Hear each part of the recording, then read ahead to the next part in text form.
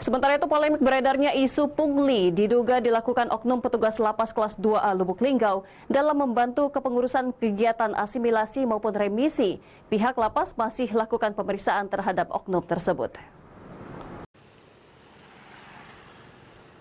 Lembaga Pemasyarakatan kelas 2A Lubuk Linggau menuai polemik adanya dugaan praktek pungli yang dilakukan oleh salah satu oknum pegawai di bidang layanan pembinaan narapidana dan layanan tahanan dalam pengurusan asimilasi, remisi maupun pengurusan pindah ke lapas lain. Beredarnya di media sosial menunjukkan adanya dokumen bukti struk transfer dana antar bank dan antar rekening dengan nominal dana bervariasi, mulai dari 1 juta hingga 6 juta rupiah. Dan tertera pada screenshot bukti transfer dana tersebut diberikan kepada penerima dana yang diduga pegawai lapas kelas 2A Lubuk Linggau berinisial JNN.